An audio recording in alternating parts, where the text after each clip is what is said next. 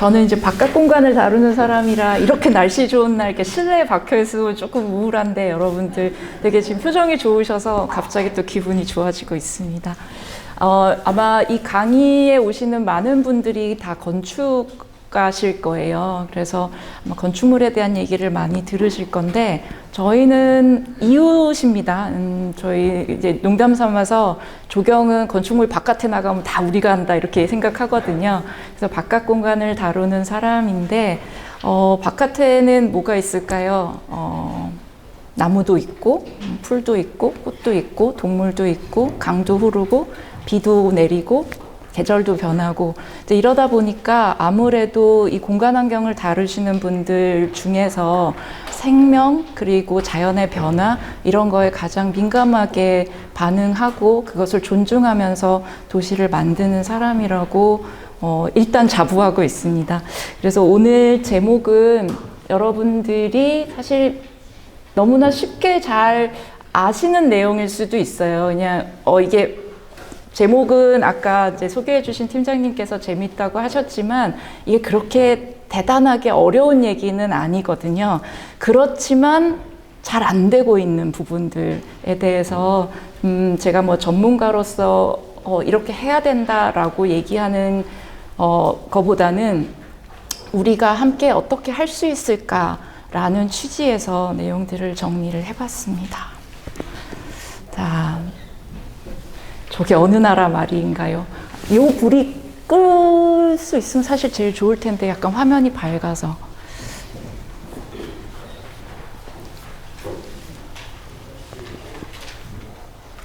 아주 좋은데요. 네. 뭐 이게 일본어 같기도 하고 뭐 다른 나라 말 같기도 하고 근데 일단은 어느 나라 말인지는 말씀을 안 드리고 해석을 해드리면 우리 모두는 서로 연결되어 있다라는 뜻입니다. 그러니까 저희가 아까 안녕하세요라고 얘기를 했잖아요. 서로 만나서 인사를 하는 건데 이 사람들은 안녕하세요에 해당하는 게 미타쿠에 오야신이라고 얘기를 하고 이 뜻이 우리 모두는 서로 연결되어 있다라는 의미를 가지고 있습니다. 자, 어떤 분들의 인사 언어냐면 그 미국 원주민, 아메리카 대륙의 원주민인 인디언, 그러니까 이게 인도 사람도 인디언이기 때문에 이제 네이티브 아메리칸이라고 부르는데요. 특히 이 시애틀은 우리가 도시 이름으로 많이 알고 있는데 실제로 시애틀은 그 지역 토착 원주민의 추장님이었습니다. 그러니까 미국의 역사가 이제 유럽 사람들이 동부로 와서 거기서부터 도시를 만들면서 이제 서진을 하잖아요. 근데 이제 시애틀은 미 대륙에서는 서쪽에 있기 때문에 이게 동쪽에서부터 쭉 가면서 이제 그 시기적으로는 나중에 건설된 도시 지역이라고 볼 수가 있죠. 그러니까 처음에 유럽 사람들이 아메리카 대륙 동부에 도착했을 때는 일단은 이게 완전 신대륙이고 여기서 어떤 일들을 펼쳐나갈지에 대한 마스터 플랜이 막 있지는 않았었죠. 그리고 이 유럽의 그 여러 나라들이 서로 이제 힘 경쟁을 하니까 뭐 네덜란드에서 먼저 왔다가 영국에서 왔다가 또 그 나름대로 그들대로 막 그 분쟁을 하기도 하고 근데 이제 이 서쪽에 올 때쯤 되면 약간은 그 토착 원주민들을 막 몰아내고 쫓아내고 사살하고 이러기보다는 이제 협상을 하게 됩니다. 그래서 이 유명한 시애틀 추장의 편지가 있는데 여기서 보시면 워싱턴에 있는 대통령이 이제는 이거를 막 강압적으로 하지는 않는 거죠. 그러니까 팔아라. 우리가 사겠다.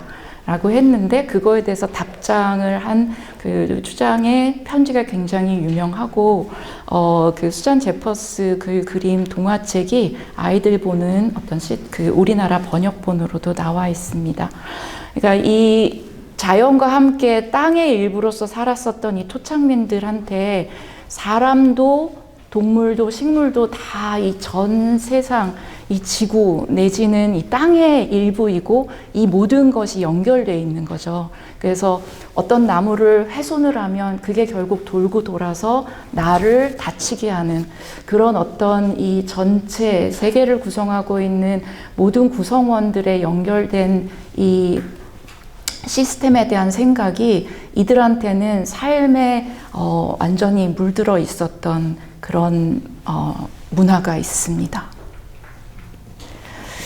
제가 이제 옛날 얘기를 좋아하기는 하는데, 그러니까 제가 조경을 하다 보면 사실 조경이라는 근대 학문이거든요. 그러니까 조경이 랜드스케이프 아키텍처여서 사실 영어 표현으로 보면은 아키텍처라는 말을 공유를 하는데, 이게 학문으로서 나타난 거는 근대의 일이에요. 19세기 이후의 일이고, 우리나라에는 1975년도에 1973년도에 조경이 어떻게 보면 만들어졌습니다. 그때 한참 국토 건설하면서 이게 전쟁 이후에 훼손된 데도 많고 하니까 국가에서 이 국토를 재건하고, 근데 이게 재건하면서 아름답고 건강하게 재건하고 그랬을 때 이거를 잘할 수 있는 학문이 뭐가 있나 하고 알아보던 도중에 서구에서 랜드스케이프 아키텍처라는 조경학이라는 걸 알게 돼서 어떻게 보면은 수입됐다고 볼 수가 있습니다. 근데 이 근대적인 학문으로서 조경이 지금 50년이 넘은 거죠. 73년도에 만들어졌으니까. 근데 항상 이 도시와의 관계 속에서 우리가 무엇을 할 수 있느냐. 그러니까 도시를 만들면서 조경에서는 도시를 어떻게 더 건강하게 만들 수 있느냐, 이거를 고민을 하거든요. 그렇게 되면은 사실은 이 도시 안의 자연을 만드는 일이 굉장히 어렵지 않고, 원래부터 그렇지 도시에는 공원이 있었지, 자연이 있지 라고 생각하실 수도 있는데, 근대 도시가 만들어진 거는 자연을 파괴하면서 만들어졌습니다. 그러니까 그게 엄연한 역사의 일부라고 볼 수가 있고요. 그래서 지금 여기 그림을 보는 거는 여러분들께 기억을 더듬어서 옛날에 국어 시간, 문학 시간, 거기에 길가메시 서사시, 인류 최초의 서사시, 이렇게 외운 기억이 있으실 수도 있는데, 그러니까 그 메소포타미아 문명을 근거로 한 아주 오래된 서사시 중에 하나예요. 그러니까 신화죠. 근데 지금 그림을 보시면 이 두 사람, 굉장히 건장한 두 남자분이 괴물을 죽이려고 지금 이렇게 들고 있거든요. 한 명이 길가메시고, 한 명이 그 친구인 엔키두입니다. 그리고 이 괴물의 이름은 훔바바입니다. 그러니까 훔바바는 삼나무를 지키는 괴물이에요. 근데 아마 제 생각에는 번역 자체를 괴물로 하고 괴물의 모습을 가진 어떤 저렇게 막 흉악하고, 그래서 사람들이 삼나무에 들어가서 도시를 건설하기 위해서 삼나무를 베어 와야 되는데, 저 훔바바는 그거를 못하게 막는 괴물이거든요. 그래서 항상 지금까지 길가메시 서사시에서 훔바바는 그 나쁜 존재, 그러니까 인간이 무언가를 하기 위해서는 제거해야 되는 존재로 표상이 되었습니다. 근데 제가 수년 전에 이제 생태공원과 관련된 글을 쓰면서 이거를 어떻게 우연하게 다시 읽게 됐는데, 훔바바가 정말 괴물인가? 숲을 지키려고 했는데 우리 시대에 훔바바를 재조명해야 되지 않을까? 이런 생각을 하게 되는 거죠. 굉장히 근대적인 발상, 도시가 발달하기 위해서는 자연을 훼손해야 되고 자연을 파괴할 권리가 인간한테 있다라고 표상했었던 거에 반해서 우리 시대에는 과연 훔바바라는 존재는 우리한테 어떤 의미가 있을까? 이런 질문을 하게 됩니다. 또 다른 그림인데요. 이 그림도 천천히 보시면 되게 재미있는데, 이 그림은 그 벤 윌슨이 쓴 어반 정글이라는 책에 소개된 거를 제가 너무 재밌어서 그 구글에서 찾아가지고 다시 가지고 왔는데, 지금 제목을 보면 브릭과 몰탈의 행진이라고 되어 있습니다. 그러니까 지금 저기에 그 병정들이 벽돌이고요. 저기서 지금 쏟아내는 게, 벽돌은 몰타를 쳐야지만 얘가 습식으로 붙을 수 있잖아요. 그러니까 당시에 도시를 만들기 위해서 필요했었던 대표적인 건축 자재들. 근데 얘네들이 전진을 하면서 도시를 만드는데 지금 얘네들을 훼손해야지 도시가 건설이 됩니다. 지금 나무들, 이 숲과 자연 황야에 있었던 애들이 이제 자기네들을 침공하러 오는 벽돌과 몰탈 군대의 공포를 느끼고 있는, 당시에 이제 그 만화가가 이거를 풍자하면서 그렸었던 거거든요. 그래서 지금 앞에 말씀드리는 것처럼 근대 도시가 성장할 때는 불가피하게 당시에는 저게 굉장히 필요한 일이었기 때문에 원래 있었던 야생의 자연을 훼손할 수밖에 없었던 것입니다. 자, 그러면 시간을 조금 더 점프해가지고 이제 현대로 와볼게요.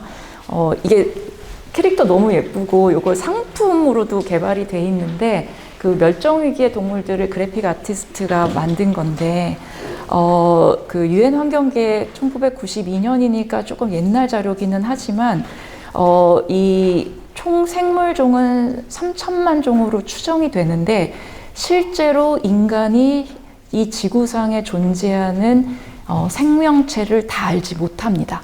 여전히 발견되지 않은 생물종들도 굉장히 많거든요.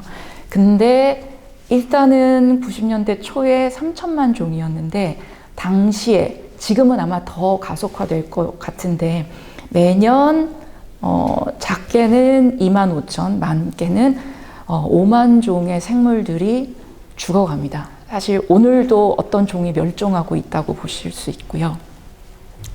그리고 이거는 조금 더 최근 자료인데 세계자연기금에서 70년부터 50년까지니까 아마 2020년까지 2020년 자료인 것 같은데 야생동물 개체수가 73% 감소했습니다. 그 중에 강과 하천에 사는 동물들이 가장 많은 타격을 받았습니다. 그러니까 이게 도시는 항상 강과 하천, 소하천 이런 것들이 흐르잖아요. 근데 이제 여러분들이 오늘 돌아가실 때 서울 시내에 있는 하천의 모습을 보면서 우리가 이걸 만들면서 여기에 살던 애들의 한 80%를 쫓아냈나? 이런 생각을 한번 해보실 수도 있을 것 같습니다. 국제적으로는 생물 다양성 협약이 1992년도에 만들어졌고 우리나라도 이제 회원국입니다. 사실 전 지구적으로 생물 다양성을 보존하고 증진하기 위해서 노력해야 되고 이 채택의 배경으로는 뭐 당연히 지금 기후위기, 지구 환경 문제, 그리고 인간 중심으로 살았었던 어떤 문명에 대한 성찰, 그래서 이 지구를 공유하는 인간 외의 존재들, 그래서 요즘에 많이 비인간 존재라고 많이 부르거든요.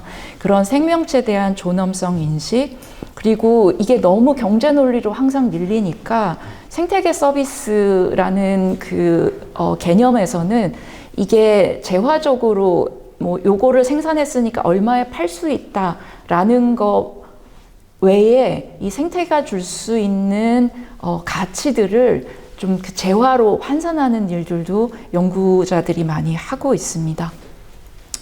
그리고 우리가 평생 살 수는 없잖아요.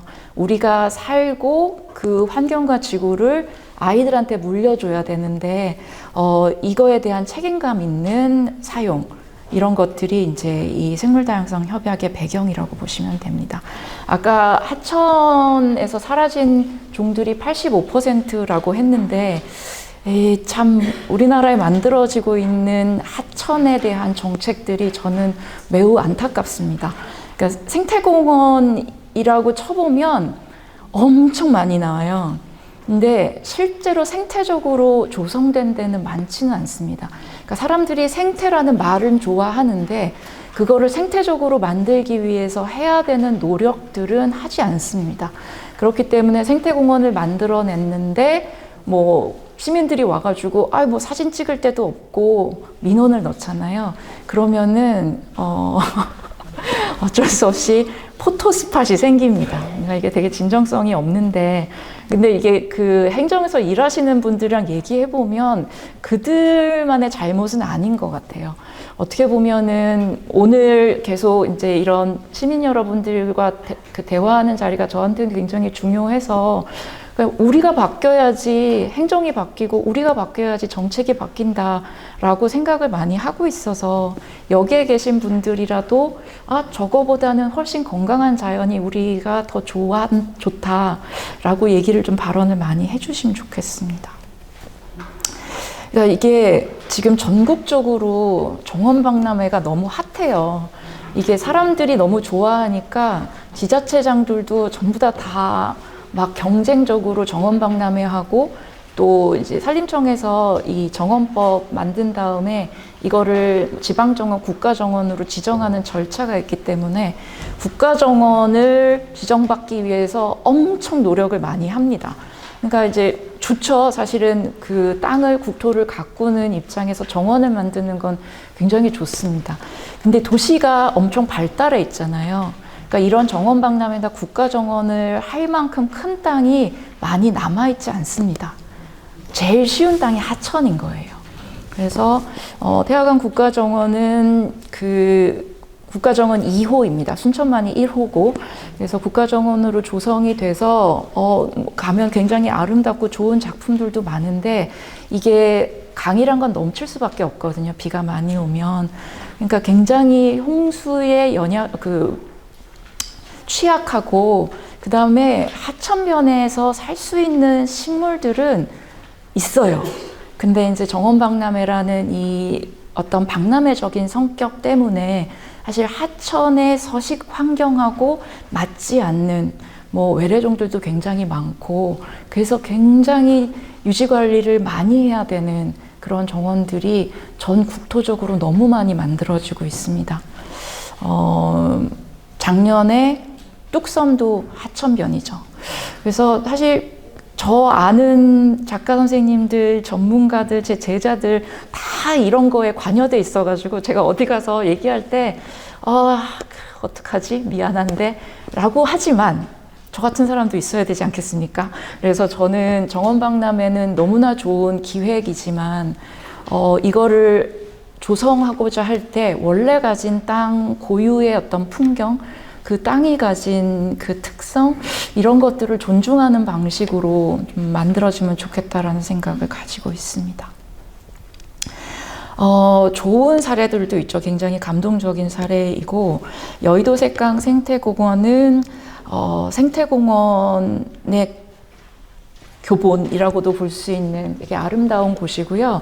아마 작년에 그 땅에 쓰는 시 영화를 보신 분들도 있을 텐데, 우리나라 조경기술사 1호 정영선 선생님께서 여기에다가 주차장을 만들려고 했었던 계획을 온몸으로 거부하면서 이거를 다시 색강으로 생태적으로 복원하기 위해서 노력하셨던 게 에피소드로 하나 담겨 있습니다. 그때 공무원들이 이거 비 많이 와가지고 잠기면 어떡하냐, 시설물 떠내려가면 어떡할 거냐, 그렇게 자꾸 물어보셨다고 하더라고요.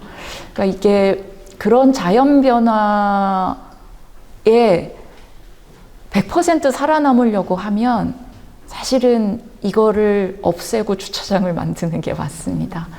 하지만 도시가 이 하천이 가진 여러 가지 기능들, 그게 이제 어떤 비가 왔을 때 빗물을 배제하는 수리적인 기능, 그 다음에 굉장히 많은 동식물들한테 좋은 서식처가 되는 기능, 그거를 통해서 시민들이 이런 건강한 하천과 함께 할 수 있는 그런 감성적이고 정서적이고 심리적인 기능들, 이 모든 것들을 종합적으로 고려를 해야 되는 게 이제 도시에서 고려해야 되는 사항들이죠.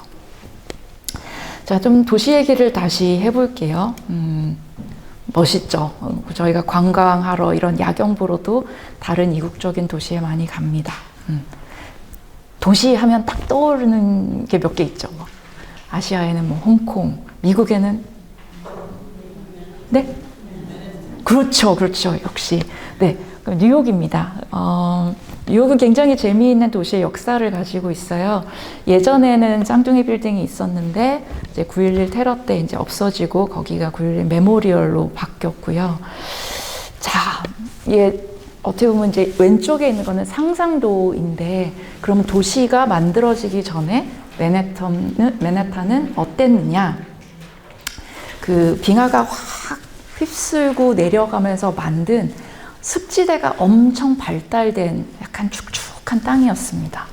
그리고 해안선도 지금이랑 굉장히 달라요. 그래서 지금 이쪽에 이 맨하탄 남쪽 부분은 거의 다 매립지입니다. 네.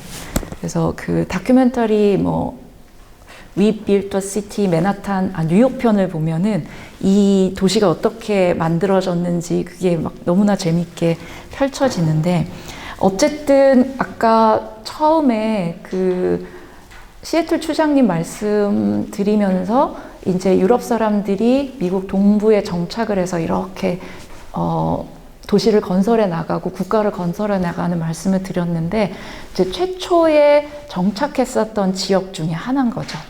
여러분들 그 미국의 동쪽에 지명 중에 뉴라고 붙은 게 많아요. 여기 이제 뉴욕이잖아요.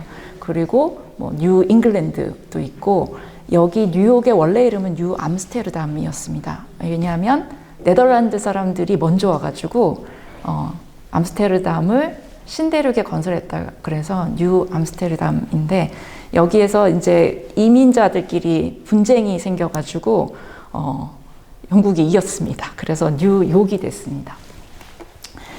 최초의 정착지 모습이 이렇죠. 그러니까 이게 계속 이민자들이 오고 사람들이 쏟아지니까 도시가 계획적이지 않은 방식으로 막 만들어지거든요. 근데 그 변화 속도가 너무너무 빠른 거예요.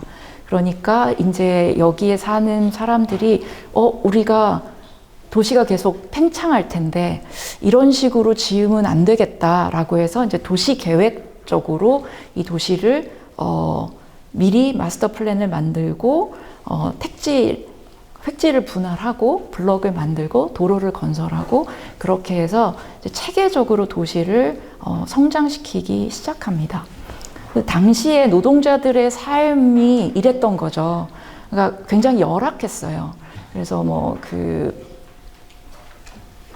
갱스 오브 뉴욕인가? 갱스터 오브 뉴욕인가? 막 그런 영화도 있고, 그러니까 여기에 진짜 여러 나라에서 왔는데 뭐 사이가 좋을 수도 있지만 안 좋은 경우도 많고, 그 안에 갱들도 많고, 범죄율 굉장히 높고, 위생 굉장히 낮고, 그러면 질병 돌고, 어린아이들 어렸을 때부터 노동 현장에 가고, 주거 열악하고, 뭐 지금의 도시하고는 비교할 수 없을 정도로 굉장히 열악한 환경이었었고요. 당시에 노동자들이나 뉴욕 도시의 사진들을 많이 찍었었던 어떤 사진 작가의 사진을 보면, 이게 조금 작아서 안 보일 수는 있는데, 5 cent spot이라고 돼 있는데 한 스팟에 5센트. 그러니까 어디서든 비 안 맞고 안에서 자려면 실내로 들어와야 되는데, 이제 저렇게 겹겹이해서 조만큼을 5센트를 받고 쉰 거예요. 그러니까 그 정도로 당시에 뭐 노동 환경도 굉장히 열악했지만 주거 환경도 열악했고, 이런 상황에서 도시가 이제 계획적으로 만들어지기 시작하면서 전문가들과 행정가들이 힘을 합치기 시작합니다. 그래서 그 가장 도시계획에서 위대한 그리드라고도 누가 표현을 하시던데, 그 그리드 플랜을 만들어서 이제 이게 아까 사진 보시면 요 정도가 도시가 발달이 한 요 정도 돼 있을 텐데, 아직 도시가 만들어지지 않은 북쪽에다가 그리드 플랜을 이제 오버레이를 하기 시작하고, 여기서 획기적인 사건이 이만큼은 공원이 되어야 된다라고 미리 지정을 한 것입니다. 그게 센트럴파크의 계획적인 기원입니다. 이게 측량도예요. 이제 그 그리드 플랜을 당시에 만들었었던 측량도에다가 오버레이를 한 건데, 뭔가 모르겠지만 좀 이렇게 땅이 우글우글 하잖아요. 이게 이제 습지대가 많아서 그렇습니다. 그래서 그 습지대는 이제 물을 배수를 해야 되기 때문에 센트럴파크에 큰 그 저수지가 있습니다. 그게 지금 여기 보이시는 거고요. 그래서 뉴욕은 랜드마크가 많지만 이렇게 크고 이렇게 초록색이고 이렇게 수평적인 랜드마크가 사실 잘 없는데 맨하탄 하면은 사실 다른 건물보다도 센트럴파크라고 생각할 정도로 뉴욕을 대표하는 그 공원이 되었습니다. 아까 지금 시기적으로 보면 전부 다 19세기의 일이거든요. 그 노동자의 삶과 이제 부지가 워낙 크기 때문에 두 번에 걸쳐서 공개가 됐는데 전부 다 19세기 중후반의 일입니다. 아까 그 층량도에다가 그리드 플랜 오버레이 한 거에 센트럴파크 부분만 지금 확대를 해서 보여드리고 있는데 아직 공원 계획이 없었을 당시. 근데 땅의 모양은 정해져 있었었고요. 근데 이제 여러분들이 센트럴파크 가보신 분들도 있을 것 같고 아까 사진 보면 숲이 굉장히 울창하고 잔디밭도 쫙 펼쳐지고 그러니까 저희가 대형 공원을 만들려 그러면 대부분의 시민들이 센트럴파크 같은 공원을 만들어 주셨으면 좋겠다 이런 얘기 굉장히 많이 듣거든요.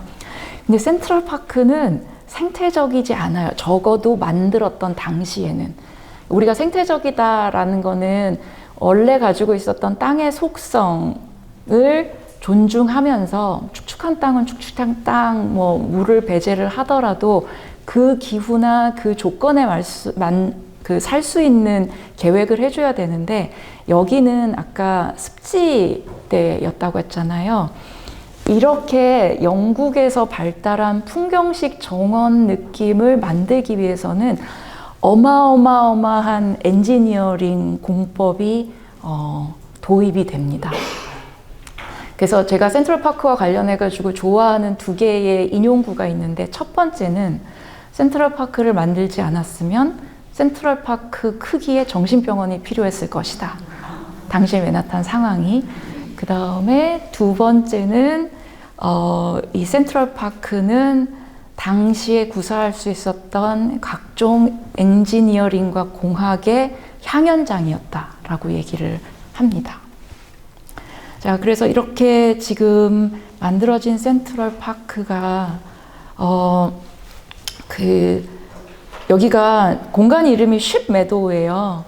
그래서 이 옛날 사진이고 지금은 양들이 없는데 지금은 가장 아이코닉한 랜드스케이프 중에 하나죠. 사람들이 이렇게 날씨 좋은 날 가서 이제 일광욕 가는 피크닉장인데 요 전에 이렇게 양을 직접 키우기도 했습니다.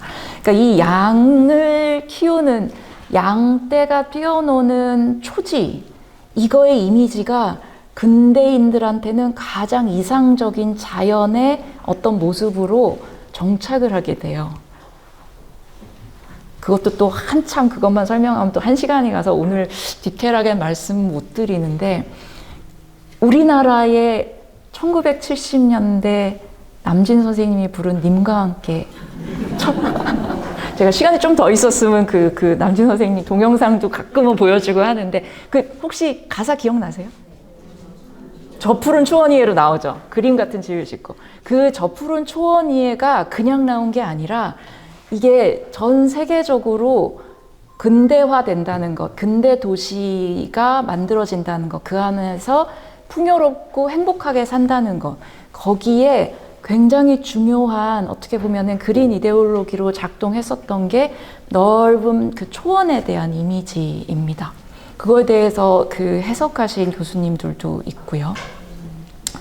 자, 어쨌든 지금 이제 처음 도시가 만들어지는 거에서부터 이제 현대 도시로 가고 있습니다. 직접 안 그려셔도 좋고, 근데 제가 앞에다가 너무 빌드업을 많이 해가지고 지금 도시를 그려보라고 하면 여러분들이 어떻게 그리실까요?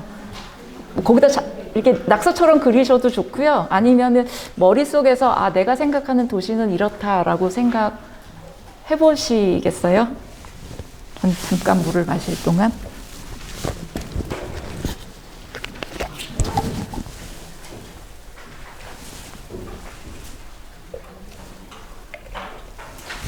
높은 건물 많이 그리신 분.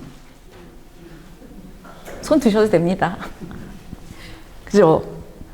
지금 약간 부끄러우셔서 안 드셨을 텐데 많이 그리셨을 것 같은데요. 그 다음에 막 그 자동차, 막 버스, 기차 이런 거 막 그 대도시에 막 왔다 갔다 하는 그런 교통체계 이런 것도 생각하셨고요. 또 혹시 도시 공원 그리셨나요? 제가 처음에 첫 슬라이드에 이거 하라 그랬으면 많이 안 그렸을 수 있는데 저희 아이가 이제는 20살이 됐는데 한 6살 때 그린 건데 그때 그 앵그리버드에 엄청 꽂혀 있어가지고 막 그 도시 그려보라 그러니까 이렇게 그렸는데 엄마가 조경학과 교수잖아요. 나무를 하나도 안 그렸어요. 그러니까 아이들한테 도시라는 게 그냥 딱 이건 거예요. 큰 빌딩, 그다음에 각종 탈 것, 끝.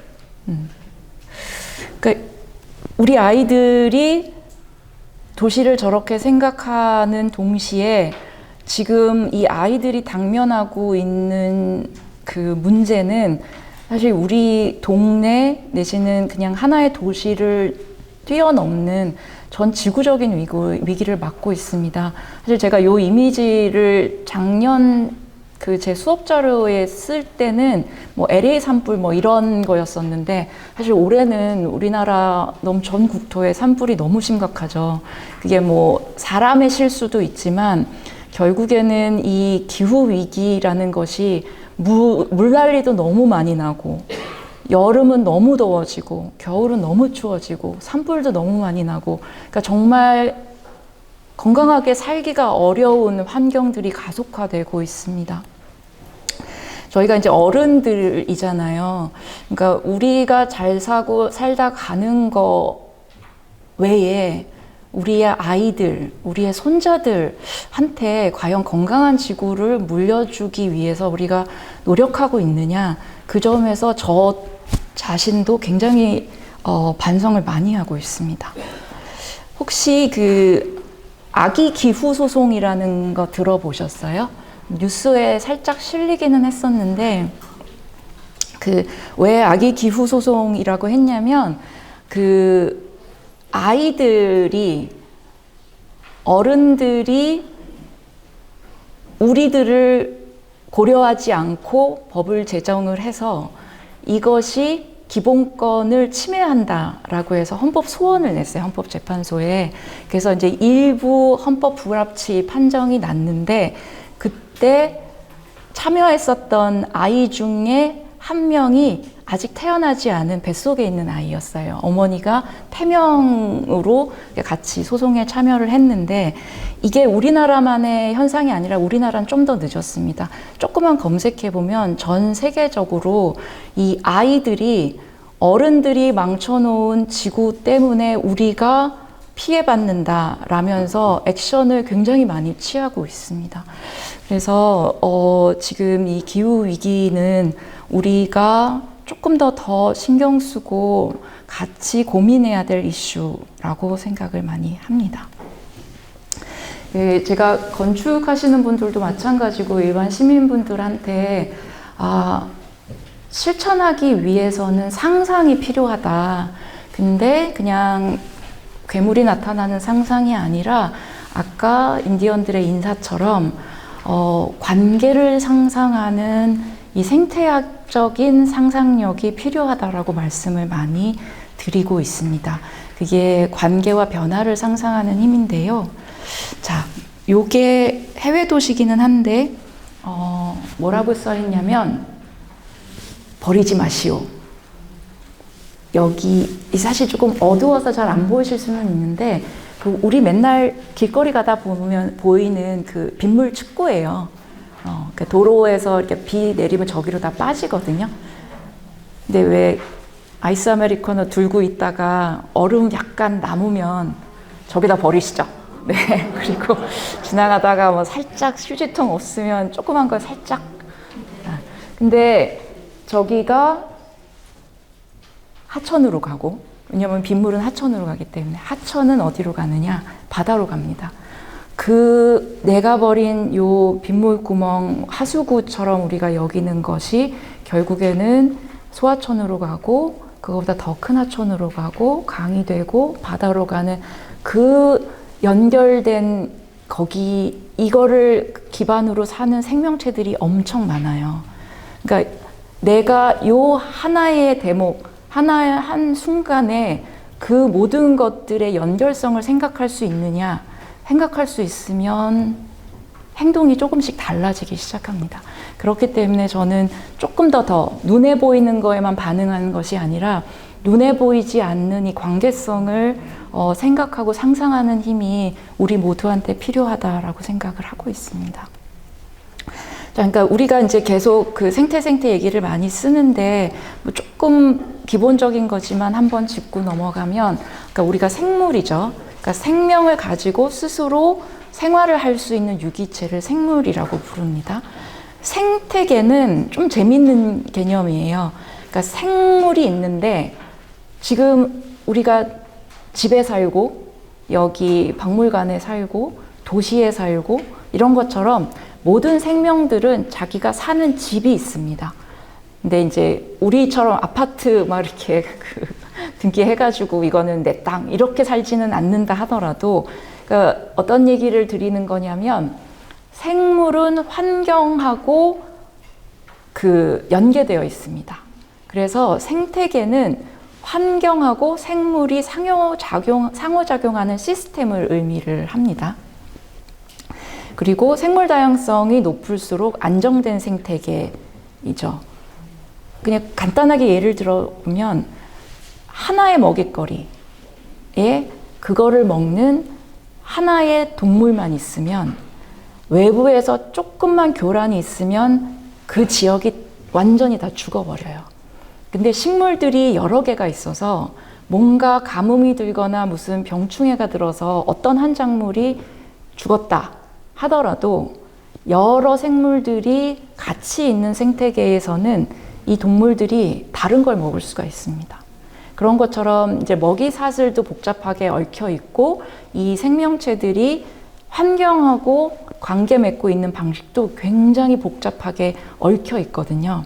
그래서 저희가 무슨 나비 효과나 아니면은 무슨 그물망이라고 쓰는 게 엄청 인간의 지성으로 100% 이해할 수 없는 수많은 관계망으로 짜여져 있는 게 생태계인데, 거기서 어느 부분을 인간적인 용도에 의해서 훼손했을 때 사실은 이 전체에 미치는 영향을 아직까지는 인류가 100% 예측을 하기가 어려워요. 그래서 코로나 같은 경우도 뭐 실험실에서 잘못된 거다라고 생각하는 사람들도 있지만, 보다 근본적으로는 그게 단서가 됐을 수는 있지만 결국 근대 도시가 이 생태적인 그물망들을 너무 무시하고 이 서식 환경을 너무나 망쳐버렸기 때문에 사실은 살 수 없는, 그러니까 자기의 땅에서 쫓겨난 아이들이 굉장히 이상한 방식으로 도시와 사람을 공격하기 시작합니다. 그래서 그 생태계를 다루는 생물과 물리적 환경 간의 상호작용을 연구하는 학문이 생태학이고요. 생물 다양성은 아까 말씀을 드렸는데 그 협약 내용이었고, 생물 다양성이 기계적으로 식물이 100개가 심겨져 있다, 그래서 생물 다양성이 높다라고 할 수는 없어요.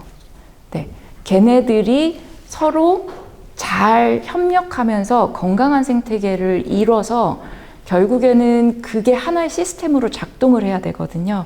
그래서 생물 다양성을 평가할 때 세 가지를 얘기를 하는데, 일단은 종 자체도 많아야 됩니다. 그게 종 다양성이고요.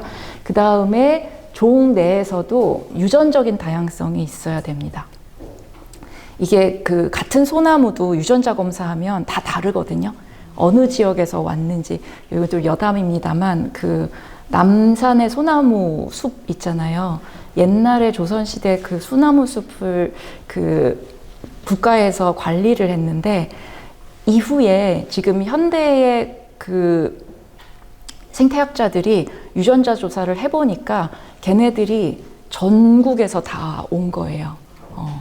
왜냐하면 소나무가 우리나라 문화에서 굉장히 중요하고, 그게 건축자재로서도 중요하고 상징적으로도 중요하고, 그러니까 이게 국가가 소나무 숲을 관리하는 게 굉장히 중요해서 뭔가 자연재해나 아니면은 벌목을 많이 했을 경우에 그 전국에 있는 좋은 유전자의 소나무를 옮겨 심어서 그 유전적인 다양성이 그렇게 지금도 남아 있다고 합니다. 그 다음에 생태계 다양성도 중요합니다. 그러니까 이제 이게 생태계가 환경의 개념이 들어가 있는데 우리가 습한 곳, 그 다음에 뭐 사막처럼 굉장히 마른 곳, 서식처가 다르죠. 거기에 사는 식물들이 다르고 거기에 사는 동물들이 다릅니다. 그렇기 때문에 이 다양한 생태계가 있어야지 그 전체의 자연이 건강해집니다. 그래서 이 다양성을 평가하는 척도가 이제 3가지 정도 됩니다. 다시 여의도 색강생태공원으로 왔는데요. 이 색강생태공원 사진을 보면 사실 이제 사진 안 봐도 우리가 상상할 수 있잖아요. 여러분들 아파트에 많이 사실 텐데 내가 처음에 입주했을 때랑 지금이랑 엄청 다르죠. 일단 나무들도 많이 커졌을 거고 특히 밑에 자라던 애들이 막 사라지는 경우도 있고 우리가 소위 말하는 잡초라고 부르는 애들이 막 계속 오기도 하고 그러한 생태적인 힘을 나타내는 주요 개념이 생태적 천이라는 것입니다. 지금 밑에 삽파를 보면 1번이 큰 나무들이 있는 성숙한 숲이에요. 근데 우리처럼 뭔가 인간적인 실수가 됐던 아니면 뭐 번개를 맞던 이게 산불이 나요. 혹은 뭐 벌목을 해요. 그러면은 그거를 교란이라고 부르거든요. 그러면은 얘네들이 다 없어져요. 지금 뭐 4번 상태가 됩니다. 그러면은 완전히 이게 불모의 땅이냐 콘크리트 발라놓은 것처럼. 근데 그렇지 않습니다. 그래서 이게 위에 있는 큰 나무들이 다 사라져도 흙 속에 유전적인 유전자를 가지고 있는 씨앗들이 살아남아 있을 경우도 있고요. 이게 이제 초토화된 다음에 계속 풍화가 되잖아요. 그러니까 바람이 불고 먼지가 날아오고 흙이 다시 쌓이고 사람들이 왔다 갔다 하면서 사람들이 옮기는 것도 굉장히 많거든요. 그러면 그 모든 것에 이 종자들이 다 들어 있습니다. 그러면 이제 얘네들이 5번처럼 발화를 하기 시작해요.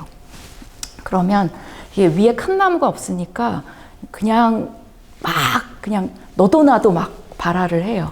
근데 거기서 나무가 되는 씨앗도 있고 1년 살다가 없어지는 씨앗도 있고 나무인데 햇빛을 정말 좋아하는 애들도 있고 작게 자라는 애들도 있고 이 모든 것들이 막 섞여 있거든요. 그러면 자기네들끼리 싸움을 해요. 그래서 사실은 생태계는 전쟁터예요. 그러니까 서로 연합하기도 하고 막 이 큰 나무들이 빨리 커가지고 그늘을 만들어주면 그늘을 좋아하는 애들이 그 밑에서 막 크기도 하고 또 어떤 애들이 그늘을 너무 만들어 놓으면 햇빛을 좋아하는 애들이 그 안에서 또 사라지기도 하고 그래서 우리가 사진으로 찍으면 순간이거든요. 그게 마치 천년만년 그대로 있을 것 같지만 자연의 모든 부분은 계속 변화합니다. 계속 변화하는데 우리가 유지관리라는 이름으로 뭔가 우리가 원하는 방식의 풍경을 유지시키는 방식으로 계속 간섭을 하고 있는 거죠. 제가 조경학과다 보니까 이제 전 세계에 있는 공원을 진짜 많이 다니거든요. 독일 프랑크푸르트 근처에 있는 아마 헬리콥터 기지였을 것 같아요. 미군 기지였었는데 우리 미군 기지 공원화 한 사례 우리나라에 굉장히 많거든요. 혹시 아시는 데 있으세요? 응? 지금 용산이 제일 대표적이죠. 용산이 제일 대표적이고 그게 이제 아직 막 전체가 다 개방되진 않았는데 용산이 제일 대표적이고 생각보다 많아요. 부산의 시민공원도 옛날 하야리아였었고 파주에도 있고 수십 개일 거예요. 아마 우리나라에 반환 예정이거나 반환된 미군기지 뭐 작은 것부터 큰 것까지 대체적으로 공원이 되는 경우도 많고 이제 공원을 낀 복합 개발이 되는 경우도 많습니다. 네, 여러분들 사시는 데 근처에 여기 서소문도 마찬가지로 이제 위에 올라가면 공원이잖아요. 그러니까 공원의 모습들이 좀 다양합니다. 근데 동네 공원일수록 아주 티피컬한 할 거예요. 그냥 파골라 있고 벤치 있고 애들 놀이터 조금 있고. 그러니까 이제 조경 설계하는 사람으로서는 이제 그런 공원을 보면 마음이 많이 아파요. 아, 저한테 설계하라 그랬으면 진짜 잘해줬을 텐데. 근데 이제 이게 공사로서 진행이 되니까 정말 뭐 그런 중소 규모의 공원이 정말 고민을 많이 해가지고 디자인되지 않고 만들어지는 공원도 굉장히 많습니다. 어쨌든 그 얘기를 하는 이유는 여러분들이 내가 알고 있는 공원의 모습을 잠깐 머릿속에 생각해 보시면 좋을 것 같아요. 왜냐하면 이 지금 보여드리는 사례가 공원의 모습입니다. 위에 있는 거는 공원 만들기 전의 모습이에요. 뭐 그 미군 기지였었으니까 뭐 활주로 있고 경납고 있고 창고 있고 이제 이런 시설들이 좀 보이고요. 밑에 있는 게 되게 재미있는 건데 제가 이제 현장에서 찍은 건데 아까 말씀드린 생태적 천이 개념이 공원 안에 구석구석에 있는데 이거는 사실은 시계열적으로 찍은 건 아니에요. 제가 그냥 하루에 가서 군데군데를 찍은 거라서 하루의 모습이기는 하지만 여기서 좀 깜짝 퀴즈인데요. 왼쪽에 있는 거는 거의 마사토 수준입니다. 그 옆에 있는 거는 약간 뭐 몽돌 수준이고요. 중간에 있는 거는 조금 거친 뭐 파쇄석 정도 되나? 여기는 좀 더 크죠. 여기는 뭐 거의 뭐 콘크리트 판때기 같은 느낌이죠. 아까 말씀드린 생태적 천이가 어디서 제일 잘 이루어질까요? 저기가 왼쪽이 1번, 오른쪽이 5번. 자, 1번이라고 생각하시는 분. 네. 3번이라고 생각하시는 분. 5번이라고 생각하시는 분. 네. 대체적으로 이렇게 물어보면 1번 아니면 5번에 표가 쏠리는데 약간의 스포가 있죠. 실제로 식물이 여기가 제일 풍성하잖아요. 5번이 가장 빨리 일어납니다. 그 이유는 뭐냐? 얘를 거칠게 깨면 이 안에 공간이 되게 크게 생겨요. 공간이 크면 거기에 들어갈 수 있는 동물들이 굉장히 많아집니다. 그러면 이제 동물들이 그 다람쥐도 사실은 뭐 자기가 먹고 이렇게 갖다 놓고 땅에다 숨겨놓고 못 찾고 막 이러잖아요. 그러니까 그래서 공간이 많은 곳에 생태적인 천이가 많이 일어난다라는 거를 그냥 도시 공원에서 보여주는 거예요. 너무 부러운 사례죠. 적어도 저는 굉장히 부러워하고 있습니다. 그러니까 옛날에 그 아스팔트 깔아서 활주로로 쓰던 곳 정말 얇게만 남겨놓고 깨져. 전 페이지에서 공부하셨습니다. 여기서 이제 식물들이 자연의 힘으로 나타나기 시작합니다. 되게 아름답죠. 근데 이게 우리 아파트 안에 있으면은 이게 민원 넣는 거거든요. 그러니까 참 이게 재밌어요. 이게 비가 오면 또 굉장히 깔끔한 거 좋아하는 엄마들은 저기 못 가게 합니다. 진흙 묻어오고 막 옷 지저분해진다고. 근데 저기 들어가서 애들이 그냥 물 첨벙첨벙하고 뭐 그 안에 뭐 무슨 곤충 있나 뭐 개구리 떠다니나 이런 거 보는 거죠. 그러니까 도시 안에서 이럴 수 있다라는 거는 모르겠어요. 저는 이렇게 큰 애들이 경쟁력이 더 있을 것 같은데 우리 애들은 5살 때부터 학원 다니죠. 그래서 공원이 화려하지는 않으나 뭐 원래 군기지로 있었던 거 그대로 인정하고 그것이 시민들에 의해서 그리고 자연의 힘에 의해서 어떻게 변화하는지를 같이 지켜보는 공원이 그 알타프루그플라츠입니다. 요거까지만 보고 잠깐 쉴게요. 자, 그러면은 그 우리 가까운 나라 일본에 이거는 공원은 아니에요. 그 여러분들 이제 공개공지 개념을 아실 텐데, 그러니까 민간에서 개발을 할 때 그 건축물을 지으면서 공공한테 개방하는 공간을 만들게 되어 있거든요. 일정 뭐 연면적이거나 아니면 이 도시 그 계획적인 어떤 기준에 의해서 요즘은 사실 공개공지로 해야 되는 법적인 면적 외에도 그 그린 마케팅일 수도 있고 뭐 그린 워싱일 수도 있지만 이런 민간 기업에서 오히려 나서서 시민들한테 돌려주는 땅의 크기를 좀 키우기도 합니다. 거기서 굉장히 제가 좋아하는 아름다운 사례인데요. 그 오테마치 모리, 그러니까 모리가 숲이라는 뜻이죠. 그래서 그 오테마치 역에서 내리면 오테마치 모리역인가? 오테마치 역이었던 것 같아요. 누구나 갈 수 있는 도시 숲입니다. 이 사진만 보면 아까 앞 페이지에서 봤던 것처럼 주변이 어마어마한 고층 빌딩 사이에 있다고 믿겨지지 않을 정도로 너무나 야생적인 숲이 만들어져 있고요. 이제 이게 공공보행 통로로 사람들이 쭉 왔다 갔다 할 수 있는데 이 나무들이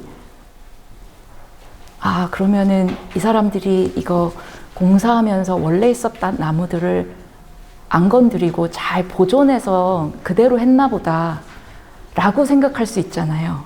아닙니다. 없었던 건데 새로 만든 거예요. 근데 이제 너무 자연스러운 원생 숲 같잖아요. 그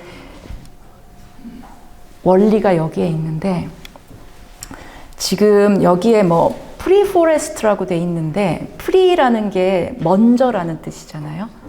그러니까 여기에 공사하기에 앞서서 한 3년 정도 딴 데서 먼저 키우고 있었던 거예요.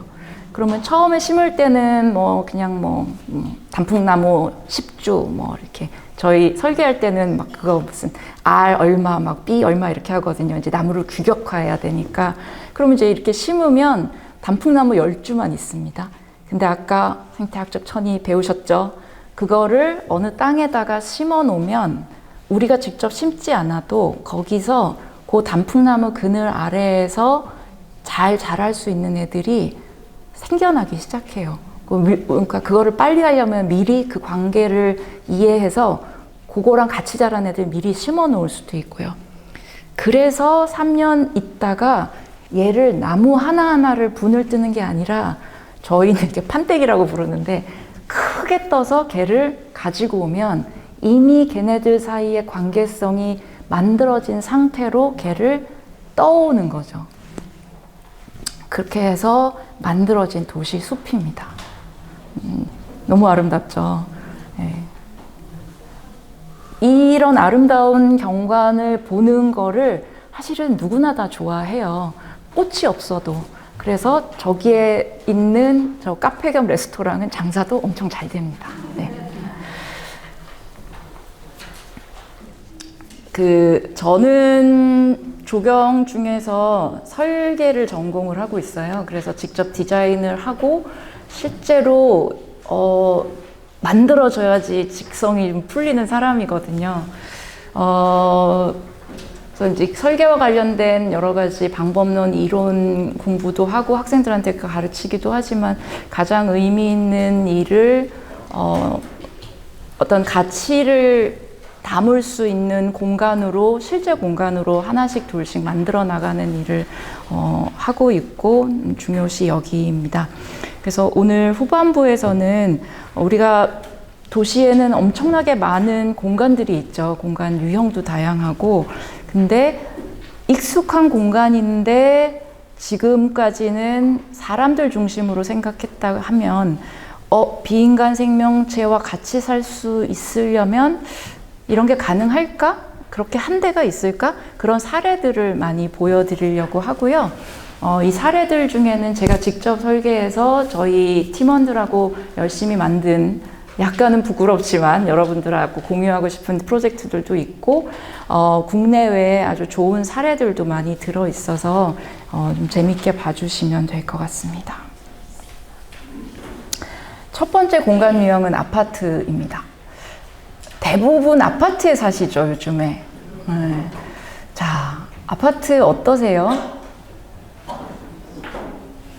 뭐 집이죠, 뭐. 그래서 편안하고 좋은데 이게 또 신축 아파트냐, 구축 아파트냐, 몇 년 된 아파트냐, 어느 건설사 아파트냐, 민간 건설사냐, 공공이냐, 뭐 이거에 따라서 정말 뭐 희비가 엇갈리는 경우도 많고, 뭔가 사람들이 아파트가 우리나라에선 굉장히 중요하잖아요. 이제 재산으로서도 중요하고 또 집으로서도 중요하고.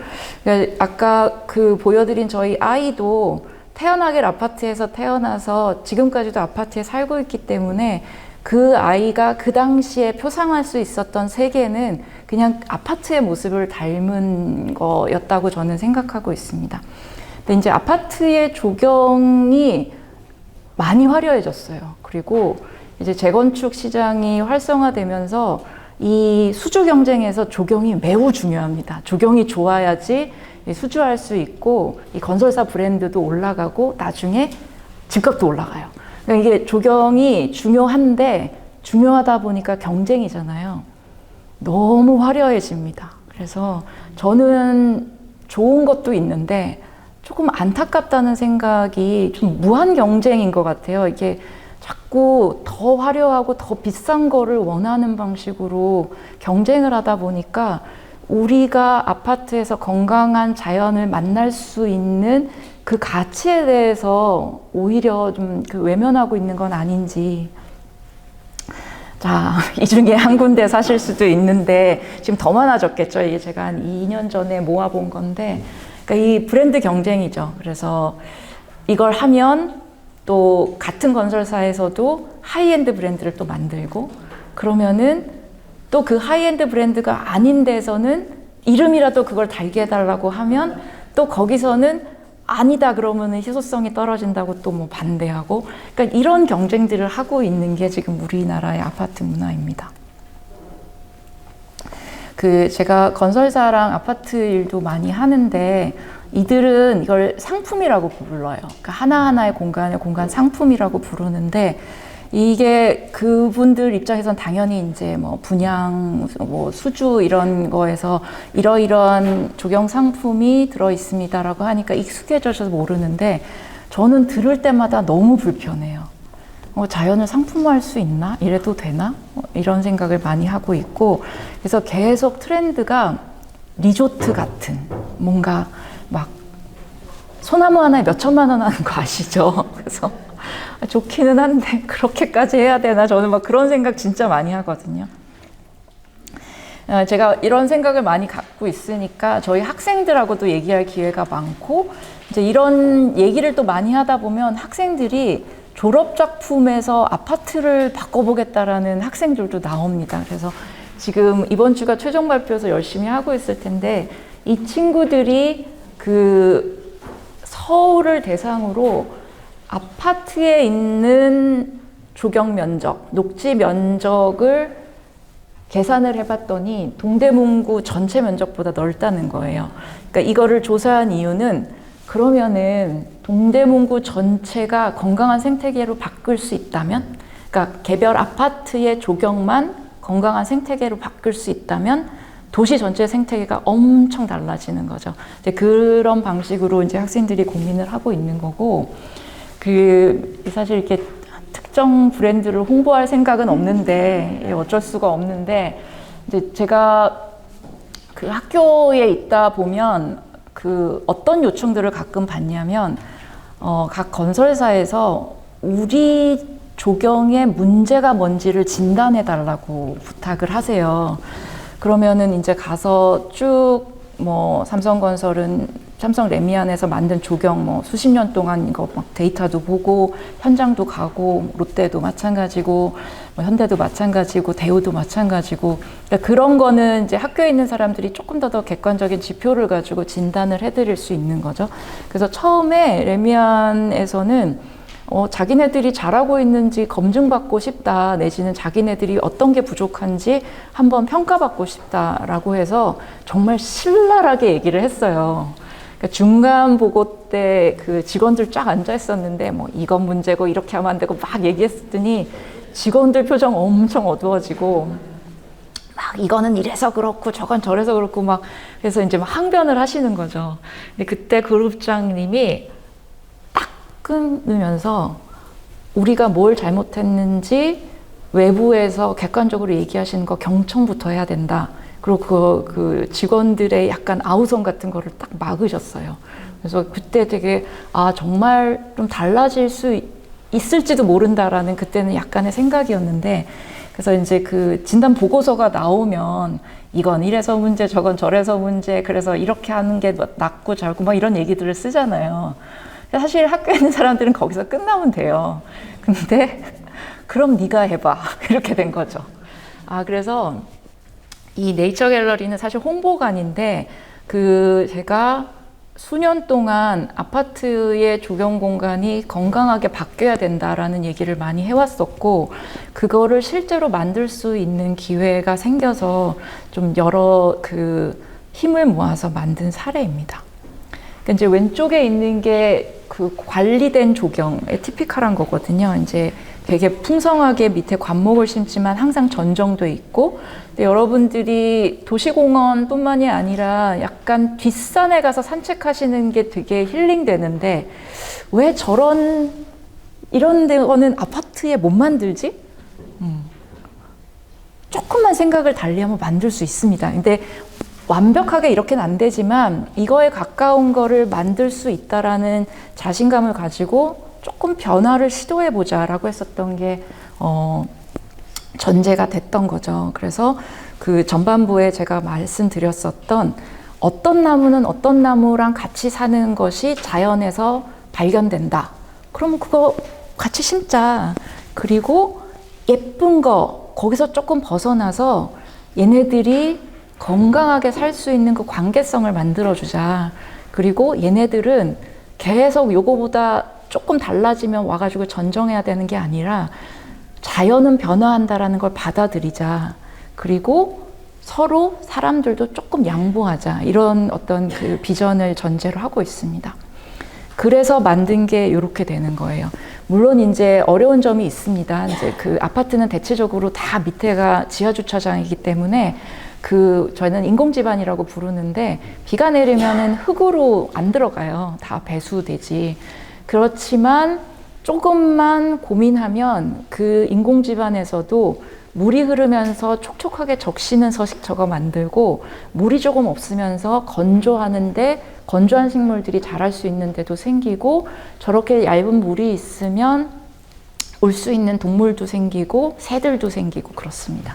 그래서 큰 나무, 비싼 나무를 심지 않더라도 괜찮을 수 있다라는 약간의 샘플을 만들고 싶었었던 게 이 네이처 갤러리입니다. 이거 준공하고 몇 달 안 지나서예요. 되게 놀랍죠? 나무들을 보면 두껍지 않아요. 큰 나무 안 심었고요.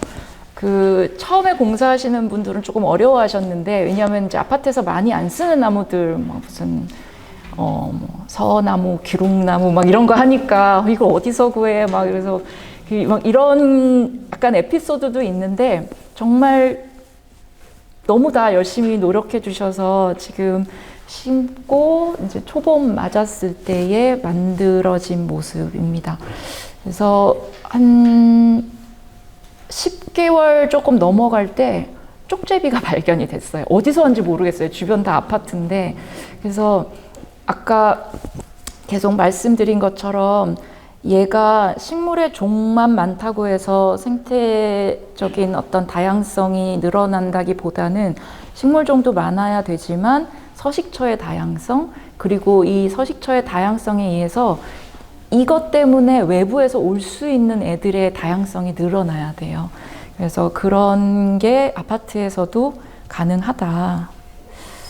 아파트가 바뀌면 도시의 생태계는 굉장히 건강해질 수 있다라는 차원에서 말씀을 드렸고요.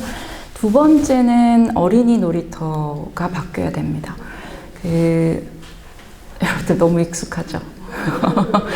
어디서나 볼 수 있는 놀이터인데, 제가 또 많이 하는 연구와 이 설계 프로젝트 중에 하나가 이제 어린이 놀이터거든요. 이게 틀에 박힌 놀이터, 안전만 중요한 놀이터, 자연이 사라진 놀이터가 대량 생산되는 이유가 있습니다. 이게 제도적인 측면이 있어요. 그러니까 어린이 놀이터 만들 때 안전 인증이 너무 중요합니다. 당연히 이제 아이들의 안전은 중요한데, 이 안전이라는 거하고 아이들이 놀면서 스스로 약간의 위험을 감수하는 거랑 동시에 존재를 해야 되거든요. 근데 지금 우리나라의 놀이터 만들기에서는 그냥 무조건 안 떨어지는 방식. 그래서 애들이 어떻게 해도 안 다쳐요. 근데 놀이나 아동 전문가들이 얘기하는 굉장히 중요한 포인트 중에 하나는 아이들이 결국에는 성장하면서 어떻게 하면 내가 다칠 수 있다, 어떤 것이 위험하다라는 걸 스스로 터득을 해야 되는데 그거를 학습할 수 있는 기회가 아예 원천 차단되거든요, 어른들이. 그러기 때문에 아이들의 어떤 그 발달과 성장에 있어서 어떻게 보면은 그 아이들이 누려야 되는 기회 자체를 성인들이 막고 있다고도 볼 수가 있습니다. 그래서 이런 취지에 공감하는 분들도 굉장히 많은데 참 아이러니해요. 그래서 이게 막 다 맞는데 딴 애들까진 괜찮겠는데 우리 애들은 조금 아닌 것 같고, 그러니까 이게 뭔가 넘어야 되는 심리적인 허들이 있는 거는 맞는 것 같아요. 제가 그 유니세프 한국위원회하고 1년의 작업들을 여러 개를 하면서 거기서 생각했었던 게 이런 위험과 자기 어떤 노래에 있어서 스스로 선택할 수 있는 권리에 대한 부분, 그 다음에 시설물이 아니라 시설물이 조금 줄어들고 자연이 많아져도 아이들이 충분히 즐겁게 놀 수 있다라는 부분, 그 다음에 조경 따로 건축이 따로가 아니라 아이들한테는 실내 공간하고 실외 공간이 모두 필요해서 이게 복합적으로 기획되고 만들어져야 된다는 것, 이런 것들을 좀 많이 설파를 하고 있고, 그렇게 해서 만들어진 좋은 사례가 지금 전주의 덕진공원에 있는 맘껏 숲입니다. 네, 저는 여기서 총괄기획가 역할을 맡았고, 전주에서 활동하시는 일상건축의 김원 소장님이 쌍둥이들이 너무 예쁘거든요. 근데 저는 그때 기획을 하다 보니까 건축가를 추천할 수 있는 기회가 있었는데, 그때 제일 중요시 여겼었던 게 전주에서 활동하셔서 전주를 잘 아시고 전주 덕진공원에서 놀아보신 분.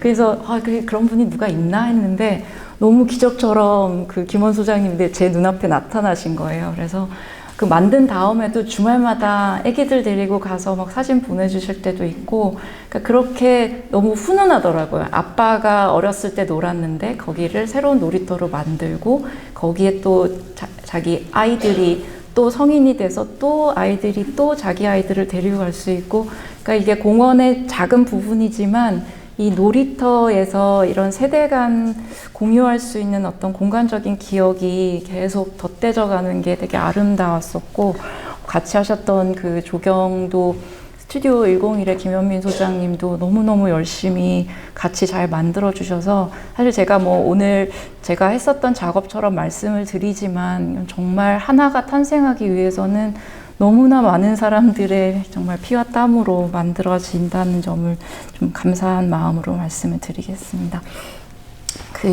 제가 아까 조경은 건물 바깥에 다 한다 그랬잖아요. 진짜 전국을 제가 많이 다니는데 이번에는 제주도입니다. 사실 도시는 아니지만 우리가 옛날에는 이제 문화재라고 불렀는데 이게 국가유산으로 바뀌면서 옛날에는 천연기념물이 자연유산으로 바뀌었거든요. 근데 여기 혹시 저기 써있다. 중문대포 해안의 주상절리대입니다. 또 너무 익숙하시죠? 관광지에 가면 각종 이런 팻말이라든지 주상절리대에 있었던 포토스팟인데, 계속 사진 찍을 데가 없다라는 민원들을 많이 넣으시나 봐요. 전국적으로. 그러면은 진짜 엄청나게 소라도 갖다 놓고 돌고래도 갖다 놓고 배도 갖다 놓고 그렇게 하시던데, 그러니까 주상절리를 보러 가는데 주상절리 보기 전에 너무 눈이 지쳐요. 유산이 아니라 그냥 포토스팟으로 변질됐다고 저는 생각하고 있습니다. 그러니까 이제 이게 대표적인 사례죠. 남반고래도 들어가 있고 태우도 들어가 있고, 저기 보면은 이게 도쿄는 몇 킬로 이런 뉴욕은 몇 킬로 이런 것도 써 있고, 깃발 세우는 데도 있고, 그런 데에 지금 주상절리대가 이제 관광지로서 기능을 하고 있었는데 이거는 이제 천연기념물입니다. 또 제주도 가시는 분들이 제주도 왔는데 이국적이어야지. 그래서 꼭 야자수를 그렇게 찾으세요. 저도 이제 제주도공항에 내리면 그 야자수 있고 그럼 좋기는 해요. 근데 이제 그런 것하고 실제로 이 주상절리 같은 지질유산에 제주도니까 이국적이어야 되니까 야자수지. 이거는 조금 한번 다시 생각해 봐야겠다. 뭐 이런 생각들을 많이 하게 된 계기가 됐습니다. 저희가 국제공모를 하게 됐고요. 이제 그 건축가 선생님들이랑 저희 조경팀이랑 연합을 해가지고 하나의 안을 제출을 했는데 저희는 좀 이게 과격한 개념이어서 그 과격하다라는 게 막 시각적으로 화려해서가 아니라 지금 있는 거를 다 없애는 개념을 만든 거예요. 다 없애자. 그래서 그냥 원래 상태로 돌려놓자. 그래서 안 될 줄 알았어요. 근데 심사위원분들이 그 개념에 공감을 해주셔가지고 이제 이때가 그때 만들었었던 그 투시도인데 너무 안타깝게 그 건축가 선생님들께서 너무 훌륭한 건축물을 설계를 해주셨는데 이게 못 지어졌어요. 그래서 지금 가시면 저 건축물은 없습니다. 그래서 얘가 이렇게 바뀌었어요. 사실 뭐 이것도 우여곡절이 있기는 한데 저희가 만들고 싶었던 거에 한 20%도 못 만든 거기는 하거든요. 그래서 끝나고 나서 뭔가 이렇게 되게 즐거움보다는 되게 슬펐어요. 한 번 할 때 제대로 해서 정말 이래도 괜찮구나 이런 거를 보여주면 굉장히 많은 관광지들이 변할 수 있을 것 같았는데 여러 가지 현실적인 이유 때문에 약간 절반도 안 되는 그 마무리를 하기는 했는데 근데 누가 그러시더라고요. 거기 있는 거 없앤 것만 해도 굉장히 큰일이다. 그렇게 생각을 하고 있고요. 저희 굉장히 어린 식물들을 심었습니다. 이게 그 준공하고 얼마 안 있어서인데 그것도 시민들을 설득하기가 조금 쉽지는 않았던 것 같아요. 이게 흙이 노출돼 있으니까 왜 공사 그렇게 많은 돈 해가지고 만들었는데 아직 흙밭이냐. 근데 이제 여기 계신 분들은 오늘 저랑 같이 공감해 주실 거라고 믿고 1년만 지나면 파래집니다. 조금 기다리자. 그래야지 제주도 해안가에 살 수 있는 식생들이 잘 안착을 한다. 그렇게 이제 말씀을 많이 드렸었죠. 그래서 아까 그 목재로 만든 되게 좁은 관람로를 조금 더 정제된 방식의 디자인, 그러니까 이게 시설물이 돋보이면 안 되거든요, 이런 데서는. 그래서 사람들이 안전하게 이동할 수 있지만 이 주상절리에 가서 다른 것이 아니라 정말 주상절리만 보이고 주상절리가 주인공이 될 수 있게 하는 방식으로 좀 자연유산을 접근하자라는 얘기를 해서 또 우여곡절 끝에 만들어졌습니다.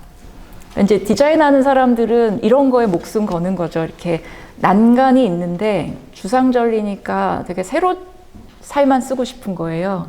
근데 이 세로살이 밑에서 잡아주는 게 없으면 되게 낭창거리거든요. 그러면 이제 가로로 잡아야 되는데 가로로 잡는 게 또 눈에 보이면 또 그건 또 안 되는 거죠. 그러니까 이게 정말 깔끔한 난간사를 만들기 위해서 진짜 말도 안 되게 뭐 테스트하고 고민하고 시공하시는 분들한테 읍소하고 뭐 이제 이렇게 해서 만들어진 건데 사실 시민들은 그런 것까지 몰라도 되죠. 그냥 가서 잘 유산을 감상하시면 됩니다. 그래서 그래서 그냥 디테일 하나 말씀드리면 저 이 세로 간살이 하나하나가 다 밑에 용접돼 있어요. 그러니까 이게 다 현장에서 해야 되는 일이다 보니까 그래서 조금 어렵고 그래서 시공분 하신 분들한테 너무 죄송하고 너무 감사했는데 좀 만들어 놓고 나니까 너무나 그 눈이 시원해졌다라고 말씀을 많이 해주셔서 감사하게 생각하고 있습니다. 어쨌든 말씀드린 것처럼 우리가 관광지라고 하는 것이 대체적으로 보호해야 되는 자연인 경우가 많아서 경주의 자연, 제주도의 자연, 인천의 자연 다 다르거든요. 근데 거기에 가시는 분들이 가서 똑같은 거를 보고 싶어 하시는 욕망이 생각보다 강해요. 꽃 화려하게 펴 있는 거 좋아하시고, 저도 꽃 좋아합니다. 근데 그런 분들이 많으면 행정에서는 시민들이 좋아하는 방식으로 계속 행정을 하시거든요. 그래서 자라나는 것, 변화하는 것, 그리고 우리가 기다릴 수 있다라는 것, 이거를 좀 시민의 힘으로 보여주시면 관광지들이 훨씬 더 건강하게 좀 많이 바뀔 수 있다라고 믿고 있습니다. 자, 이거는 제가 넣을까 말까 고민을 하다가 아까 이제 제가 지도하는 졸업작품 학생들 말씀을 드렸는데 또 한 팀은 동물원을 해요. 근데 제가 대학교 4학년 졸업작품으로 동물원을 했습니다. 그때 제목이 지금도 생각이 나는데 작품 제목이 타잔만 없다였어요. 네. 그때는 뭐 생물 다양성의 키워드가 유행하던 시절은 아니었는데 뭔가 하여튼 종 다양성에 대한 얘기를 하고 싶었었던 것 같아요.